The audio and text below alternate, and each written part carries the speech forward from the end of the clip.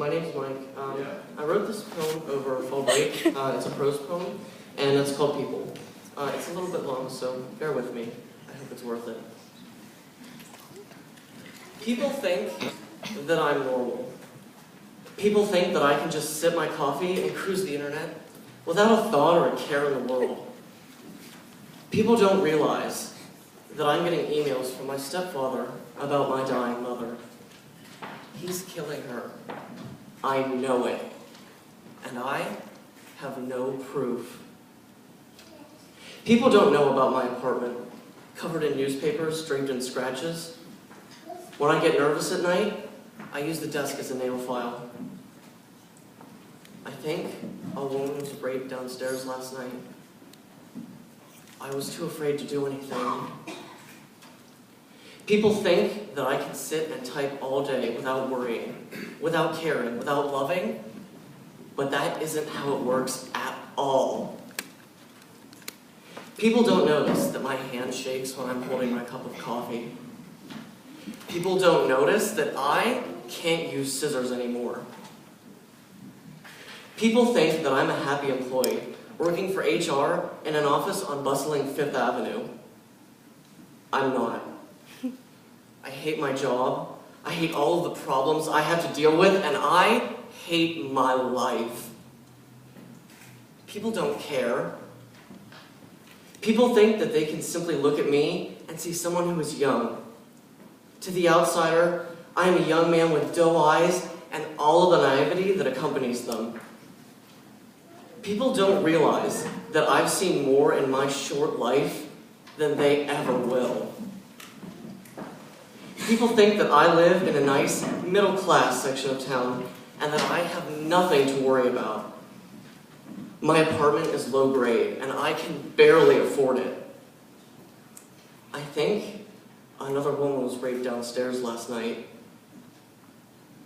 People don't know that my health isn't the best. A kidney ruptured when I was young. I want to drink my troubles away. I can't. People think I party. I don't.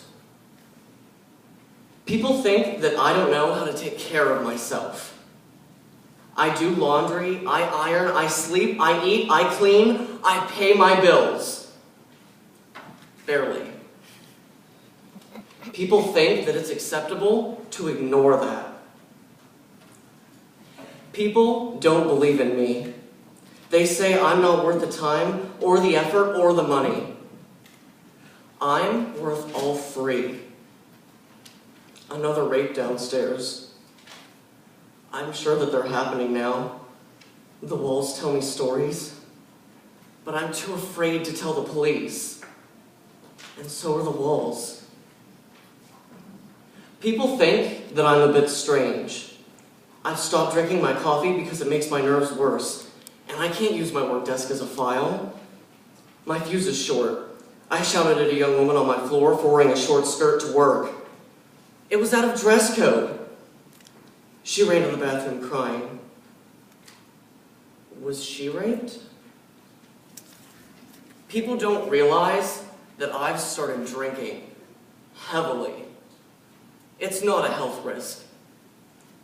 People don't know that they're the risk. People think I'm not suited for my job any longer. I have a week of work, they say. Then I'm finished.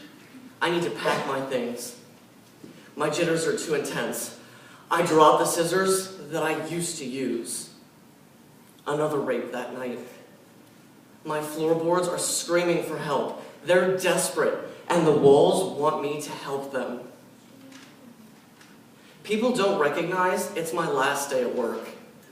It's not because they don't know, it's because they hate me. They look at me with hardened expressions as though my doe eyes have suddenly become those of a wild snake. My mother is dead. My stepfather is rich. I can't use scissors anymore. People think I'm crazy. I walk home with my cardboard box full of things from the office. As I creep up the stairs, I pull my key out. It creaks in the lock. I open the door to my screaming walls and my aching floorboards. They tell me a story about what happened earlier. My eyes widen. The box hits the floor with a muffled thump. My supplies scatter everywhere. People think that I'm weak. They think that I'll never do anything to help. Help my walls, help my floors, help the girls. People are wrong. People don't pay attention to me as I run down the stairs. The police, I think, they can help. They're not like the others. They see things, they hear things. I'll call them from the main floor phone. They can help. I need this. I begin to cry. Sniffles soon follow. My desk is scratched up and my mother is dead, and I can stop the rapist. I just need a phone. People think it's odd that I'm using a payphone. That's old-fashioned. It's yesterday. It's odder still that I call a policeman, but I know. I hear the walls and speak to the floors. I know that the policeman can help. People think I'm insane. I just called a policeman to my own complex. What is he doing? He's that man who talks to his room, the man who lives above the rapist, the man who can't use scissors. People don't make a ruckus when the policeman arrives. He can help. He has to help. I know he will. I'll show him the room and he'll know. He'll hear my room screaming in terror above the place where all of those girls were raped. People think I've lost my final shred of sanity as the policeman arrives. I say nothing. He sees my face. He winces at my tears and snot. Perhaps my nervous tic gives me away. I grab his hand and begin barreling up the stairs. I'll point to the door and he'll know what to do.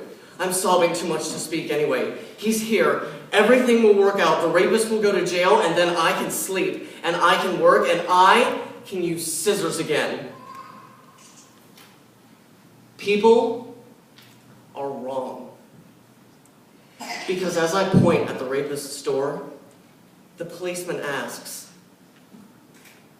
"What in the world are we doing in my apartment?" Thank you.